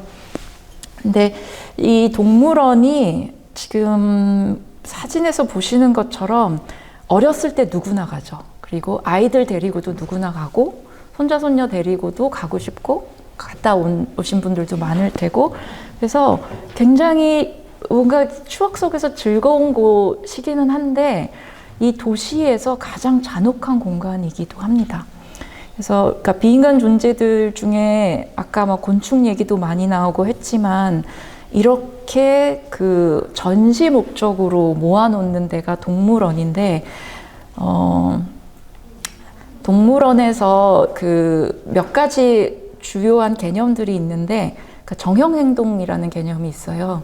좁은 데에다가 얘네들을 가둬놓으면 얘네들이 스트레스 받아서 약간 정신질환같이 같은 행동, 뭐 왔다 갔다를 하루 종일 한다던가 계속 벽에다가 얼굴을 찢는다던가 그런 정형행동들을 많이 합니다. 그래서 동물복지라는 개념이 되게 중요한데 복지의 개념이 인간에만 있는 것이 아니라 동물한테도 이 복지의 개념을 적용을 하는 게 이제 동물복지고요. 동물원의 기원이 메나저리입니다. 사실 이게 아마 이게 무슨 베이커리 이름인가 그럴걸요? 그러니까 이게 그냥 단어 뜻을 모르면 되게 스위트하고 뭔가 이렇게 프렌치스럽고 그런데 이 메나저리는 근대화되는 과정 중에서 이제 이 근대화되는 과정 중에서 서구 열강들이 식민지를 만들어 가잖아요. 식민지에 들어가면 기후대가 그런 유럽하고 다른 경우가 많았기 때문에 거기서 엄청난 종들을 데리고 옵니다. 근데 기후가 안 맞잖아요. 그러면은 뭐 유럽 겨울 춥고 하니까 얘네들을 살려놓기 위해서 만든 게 식물은 식물원, 동물은 동물원입니다.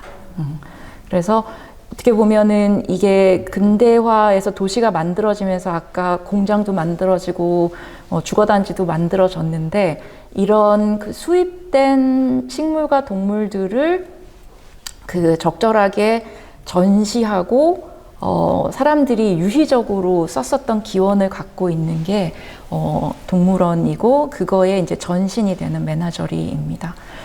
이제 이것도 저희 학생들이 동물원의 역사를 좀 정리를 하면서 메나주리에서부터 지금 현재 많은 동물원들이 표방하고 있는 제3세대 동물원, 여기 지금 20세기 이후의 제3세대 동물원인데 이게 동물복지라는 개념도 말씀을 드렸는데 이 동물들이 사는 집을 디자인하는 근본 철학과 디자인 원리가 완전히 달라지거든요.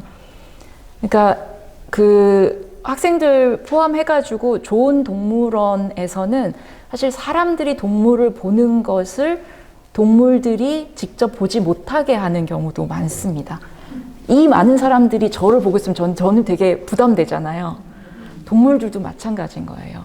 그래서 다양한 계획 설계적인 기법으로 펜스로 막지 않아도 얘네들이 뛰어넘지 못하게 한다거나 사람들이 보고 있지만 동물들은 사람이 없는 것처럼 느끼게 하거나 그래서 얘네들이 원래 살던 서식 환경하고 가장 비슷하게 공간을 설계해주는 기법들을 동물원에서 쓰고 있습니다. 그 대표적으로 샌디에고 동물원은 이제 야생동물 연합에 의해서 운영을 하면서 실제로 동물을 전시하는 기능, 그러니까 이게 전시라는 표현도 이제 잘못된 거죠.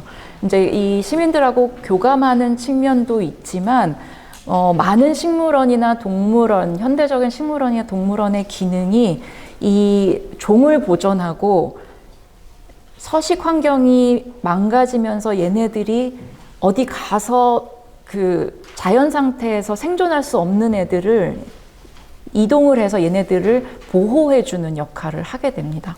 그러니까 아이들이 와서 이거를 그냥 구경거리로 보는 게 아니라 이 멸종위기에 있는 동물들을 위해서 인간이 굉장히 열심히 그 복지 관점에서 얘네들의 집을 만들어주고 같이 공존하는 모습들을 아이들이 볼 수 있는 거죠.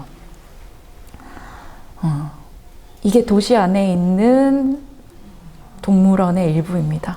그러니까 이런 모습을 보면 저희도 너무 힐링 되잖아요. 새창살에 갇혀져 있는 애들 말고. 물론 이제 샌디에고 주는 워낙 커가지고 이렇게 그냥 동물원 구역이 있고 사파리 구역이 있어서 여기는 이제 사파리 구역 사진이기는 합니다만 그러니까 우리가 뭐 과천에 있는 동물원도 사실 큰 편이고 지방에 있는 동물원 굉장히 열악하거든요. 근데 이제 지방에는 또 땅도 커요. 큰 데도 있어요. 그래서 이제 동물원과 관련해서도 관심을 가져주시면 좋겠다. 그런 취지로 들었습니다. 우리가 익숙해져 있는 도시공원입니다. 그러니까 전반부에도 말씀드린 것처럼 정말 좋은 도시공원이 우리나라에도 많은데 관성적으로 만들어지는 도시공원도 많거든요. 애들은 바닥분수, 그 다음에 요즘에 정원 유행하니까 꽃 심기, 그 다음에 그 진흙, 맨발 걷기 유행하면 또 그게 들어오고, 또 파크 골프 유행하면 또 파크 골프 들어오고, 그러니까 이게 시민들이 좋아하는 거를 공원에서 수용하면서 계속 공원 모습이 바뀌는 거는 되게 좋은 변화입니다. 근데 뭔가 이 공원이 건강하다라는 느낌을 저는 개인적으로는 못 갖고 있는데 요거보다 더 좋은 공원 사례를 많이 봐서 그런 것 같기는 해요. 그래서 공원 만들기가 많은 부분은 관성에 의존하고 있다는 것도 사실입니다. 사실 이게 도시공원이라고 보기에는 너무나 특수한 사례이기는 한데 그 뉴욕의 하이라인입니다. 얘가 만들어질 때부터 너무나 그 사람들이 주목했었고 만들어지고 계속 운영되고 관리되고 유지되면서도 너무나 아름다운 장소로 지금 잘 도시에서 작동을 하고 있는데요. 그러니까 이제 하이라인의 역사를 많은 분들이 아시겠지만 그 폐선부지예요, 폐선부지. 그러니까 도시를 관통하는 이 고가의 폐선부지가 당시의 도시의 의사결정자들한테는 되게 방치돼서 철거해야 되는 대상이었던 거죠. 근데 또 오늘 복습 많이 하는데 생태적으로 천이가 일어나고 있죠. 그냥 방치되면 저기서 생태적인 그 변화들이 일어나기 시작합니다. 이거의 아름다움을 안 게 사실 뉴욕 시민들이에요. 그래서 여기에 계시는 이 두 분들이 좀 주도적으로 프렌즈 오브 하이라인이라는 그 시민단체를 만들어서 이거 철거하지 말자. 우리들의 유산이다. 아주 아름다운 도시공원, 도시정원을 만들자라고 했고 그게 설득돼서 그 현상 설계를 통해서 왼쪽에 있는 제임스 코너 필드 오퍼레이션스에서 연합팀을 만들어서 당선이 돼서 이거를 만들고 여기에 들어가는 굉장히 아름다운 정원 플랜팅은 요즘 굉장히 핫하시잖아요. 그 피에트 아우돌프 네덜란드 식물 그 정원사 분이 여기 디자인을 하셨습니다. 근데 이제 아우돌프가 인터뷰하는 거를 보면 사실 나의 플랜팅 디자인에 영감을 준 거는 원래 거기서 발견할 수 있었던 요 상태에서 자연 발생적으로 자랐던 식물들의 영감을 어느 장소에 가셔도 원래 이 서식처에서 자라는 식물들, 되게 야생적인 것들의 영감을 많이 받으셔서 일반적인 정원식물 외의 식물들을 정말 많이 쓰세요. 그래서 건강하고 그래서 더 아름다운 것 같습니다. 그래서 이제 오늘은 그 비인간 생명체에 대한 얘기니까 하이라인의 좋은 공간들을 설명하기보다는 이제 이 잘 만들어진 도시 공원이 시민들한테 얼마나 다양한 그 생물과 관련된 정보를 제공하고 있고 그렇게 그 시민들이 참여해서 운영하고 있는지의 사례를 좀 보여드리고 싶었고요. 이게 그 하이라인이 길기 때문에 구간별로 이름도 있고 하거든요. 근데 요거는 그 공간명도 있지만 이게 서식처별로 그룹핑이 돼 있는 것입니다. 그래서 여기 글씨가 조금 깨지나요? 여기 우들랜드라고 돼 있죠. 여기는 이제 목본이 좀 많이 들어가 있는 거고, 여기는 그라스란드니까 초본식물, 특히 이제 그 사초나 그라스 종류가 많이 들어가 있을 거고요. 그러니까 그런 방식으로 이게 패선부지이지만 그 7017하고 굉장히 달라요. 그러니까 하이라인에서 당시의 시장님이 영감을 받아서 그 이 서울역 고가를 하이라인처럼 만들겠다는 선언도 거기서 하셨을 거예요, 아마. 제 기억이 가물가물하긴 한데, 근데 너무 다르게 만들어졌죠. 근데 이게 디자이너 자체의 잘못이라기보다는 아직까지는 그 보이지 않는 것에 투자하는 그 역량이 그냥 우리 전반적으로 없는 것 같아요. 그러니까 이게 가능했었던 거는 조금 공학적인 얘기입니다만, 이게 선로가 그대로 가니까 그게 원래 있었던 선로 그대로일 것 같은데, 선로는 콘크리트에 붙잖아요. 그러면은 거기다가 흙을 채워도 깊게 채울 수가 없으니까 이 그 공사 중 사진을 보면 이 선로를 그 위치에서 그대로 이렇게 올려서 밑에 전부 다 새로운 부지에 의해서 지금 떠 있습니다. 그러니까 이게 이 선로 그 레일하고 밑에 콘크리트 슬라브하고 이 깊이가 생겨가지고 토심이 올라가는 거죠. 그러니까 다양한 식물들이 자랄 수 있는 거죠. 그러니까 이제 그게 없는 이 7017 같은 경우는 그냥 화분을 만든 거죠. 그런 차이들이 좀 있습니다. 그래서 이 하이라인을 포함한 좋은 도시공원에 가면 홈페이지를 갈 때마다 너무 좀 설레는 느낌이 있어요. 가면 식물원에서 제공하는 것처럼 지금 공원에 오시면 어떤 꽃들이 피어 있습니다. 이런 것도 다 있고, 제가 너무 좋아하는 자료인데 이거 전부 다 찾아가시면 다운받을 수 있는 거예요. 뭐 제가 꽁꽁 숨겨놓고 안 드리는 거 하나도 없고요. 여기 보면은 아름다운 이 하이라인의 생태계에 오는 곤충들에 대한 자료도 따로 들어 있습니다. 그 자료를 보면 어떤 식물에 어떤 곤충이 주로 온다, 그 관계를 보여줄 수 있게 되어 있거든요. 그래서 사실 모르겠어요. 이제 저 주변에도 벌레 포비아들이 꽤 있어요.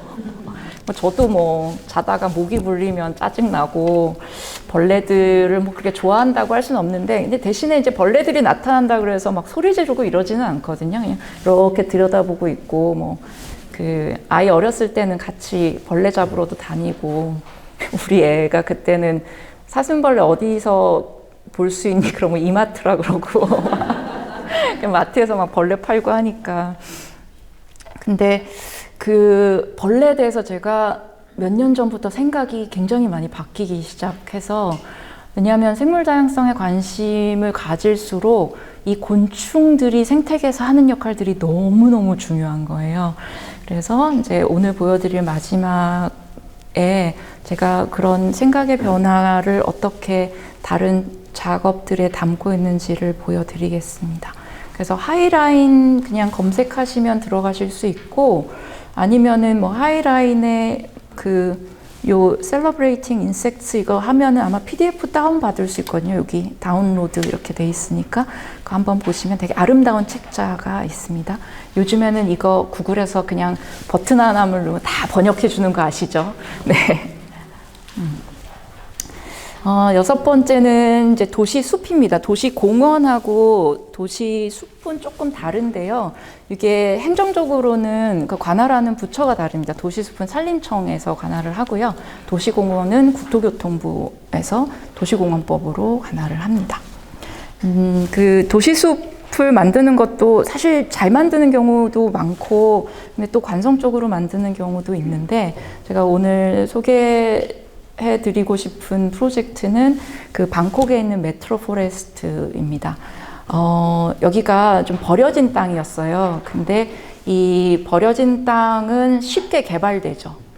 쉽게 개발될 수 있는데, 어쨌든 이 방콕시에서 도시가 너무 지나치게 외곽으로 확산하는 것을 막기 위해서 여기를 버려진 땅을 숲으로 만들기로 계획을 세우고, 전체 부지 75%에 약 6만 그루 279종의 나무를 심습니다. 기후대가 우리보다 따뜻하기 때문에 나무들이 빨리 자라는 건 사실이지만, 지금 2014년에서 2020년 6년 동안 이 자연적으로 만들어진 변화를 보시면 되게 놀랍고요. 저는 이 변화 자체도 중요하지만, 지금 사람들이 떠가는 게 다 위에 브릿지로 돼 있잖아요. 그 이유가 뭐냐? 그게 되게 감동적인데, 어린 숲은 밑에서 올라오는 애들도 많고 불안하기 때문에, 불안정하기 때문에 초기에 사람들이 바닥을 밟지 못하도록 동선을 전부 다 띄운 거예요. 그래서 이 계획안을 보면 몇 년 동안 숲이 안정되면 그 다음에 지상에다가 산책로를 내겠다라고 얘기를 하고 있습니다. 그래서 이런 숲이 만들어진 거죠. 그래서 이 사진을 보시면 왼쪽에 쓰레기 더미에서 지금 이렇게 변화 과정을 보실 수가 있습니다. 시간이 거의 다 돼 가는데 아까 시간을 한 5분 까먹어가지고 제가 마음이 급해져서 그래서 잘 계획된 이 다이어그램들을 보면 이런 다이어그램들이 아주 잘 나오거든요. 이게 뭐냐? 지구의 빗물 순환 체계를 잘 이용한 계획안이라는 것을 설명을 하고 있습니다. 그러니까 저희는 이제 이게 사막화되는 부분도 많고, 지구의 많은 부분이, 그 다음에 비가 정말 안 내리기 시작하는 시즌도 많기 때문에 인공적으로 관수하는 거를 사실은 많이 하기는 하는데, 그럼에도 불구하고 서식처를 잘 조성해 놓고 그거에 맞는 거를 심으면 인공적으로 관수해야 되는 양이 확 떨어져요. 그래서 이런 어떤 우리가 익숙하게 생각했던 비 내리면 낮은데 빗물이 고이고 이런 것들이 정말 어떻게 계획해서 만드느냐에 따라서 훨씬 더 지속 가능한 경관이 될 수 있다라는 거를 말씀을 드립니다. 간단하니까 넘어갈게요. 학교와 캠퍼스도 바뀌어야 됩니다. 태국에 있는 출라롱콘 대학은 100주년을 기념하면서 100주년 기념관을 지역의 홍수 문제를 해결할 수 있는 방식으로 만들었어요. 그래서 100주년 기념관인데도 불구하고 여기에 지역의 저류 기능을 할 수 있는 저류지가 들어옵니다. 그러니까 너무 놀라운 발상이고, 이거를 실행으로 한 대학이나 방콕시도 굉장히 좋은 어떤 선례를 남겨주신 거죠. 그래서 여기 보시는 것처럼 저류지도 있고, 유수지도 있고, 바깥에서 수업할 수 있는 데도 있고, 이제 대학 건물하고 이 주거 지역에 만나는 그 일대. 그래서 여름에는 아이들이 와서 물놀이하고 자연 관찰도 하고, 또 대학생들은 여기 지금 이제 유수지가 있기 때문에 물이 쫙 보이는 걸 보실 수 있죠. 저기서 막 콘서트도 하고 행사도 하고, 그래서 건축물이지만 여기 안에서 살게 되는 생태계를 잘 고려하면 건축물 자체도 굉장히 크게 달라질 수 있다라는 좋은 사례입니다. 표지 보면서 조금 이상하지 않으셨어요? 마지막으로는 제가 최근에 작업해서 오픈한 공공미술인데요. 선유도 공원에 이제 공공미술 그 공모전에 당선이 돼서 선유도 공원 다 한 번씩 가보셨죠? 너무 아름다운 공간인데 이제 여기에 한 요 정도 되는 데다가 뭔가 공공미술 안을 내봐라라고 해서 냈는데 이제 덜컥 당선이 됐습니다. 이제 여기가 이제 수생식물원인데 여기서 어디를 선택하든지 그거는 자유였어요. 제가 워낙 좋아하는 곳이고 많이 가는 곳이고 너무 아름다운 곳이어서 저기 안에다가 뭘 집어넣는 거는 정말 하기 싫었거든요. 근데 거기를 바라다 볼 수 있는데 상태가 조금 이랬습니다. 그냥 공원에서 설치한 펜스가 있고 의자가 있는데 이 의자에 앉는 순간 저거를 등지고 앉아야 되니까 저렇게 아름다운 곳이 있는데 저거를 바라볼 수 있는 곳이 없는 게 되게 안타까웠었고, 그래서 요 컨디션을 개선하면서 뭔가를 만드는데 처음에는 막연하잖아요. 물을 썼으면 좋겠다.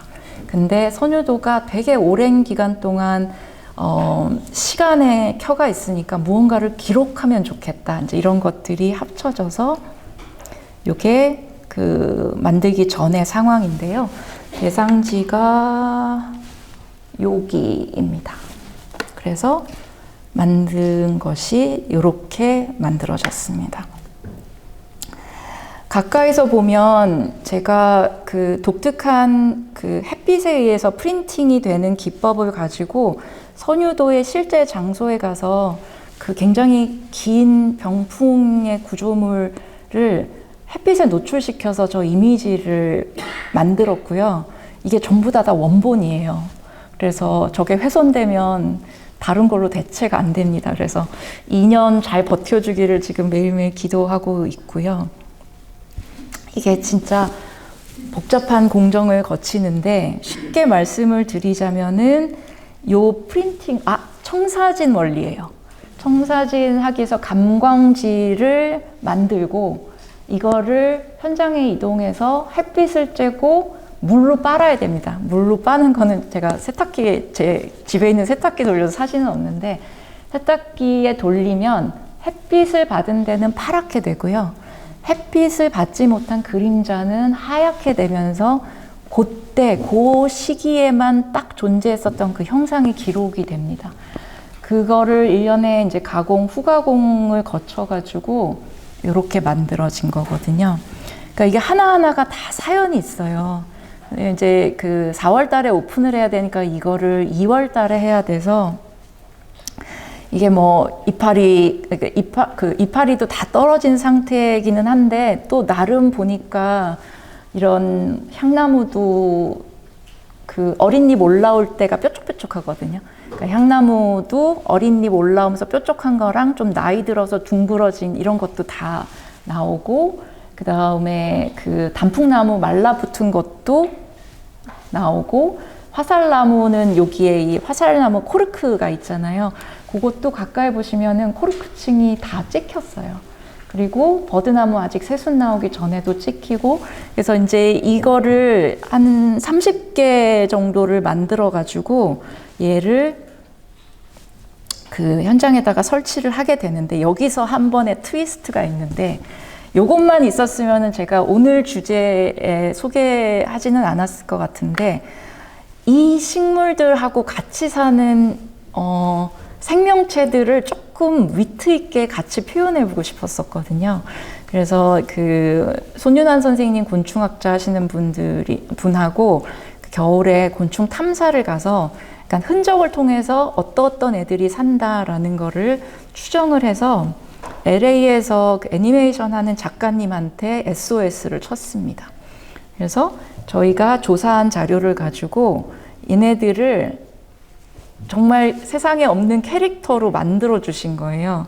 그래서 이거를 저희가 3D 프린팅을 해서 이 벌레 캐릭터를 만들어서 얘를 여기다가 군데군데 숨겨놨어요. 그래서 사람들이 좋아하는 스윙 벤치에서 흔들흔들 하면서 저게 볼 수도 있고, 그 다음에 이제 밑에서 올려다 볼 수도 있고, 이제 여기 물에는 소금쟁이 떠 있고, 그 흙에는 두꺼비 있고 요것도 엔터하면은 이게 그 스윙 벤치인데 거기 연인들이 많이 앉을 것 같아가지고 쌍잠자리를 거기다가 걸어놨거든요. 그래서 바람 불면 애들이 살랑살랑 움직입니다. 이렇게 해서 이제 밤에는 불이 화려하니까 아마 이제 여름 되면 난리 날 거예요. 동네에 있는 벌레들 다 저를 갈 건데.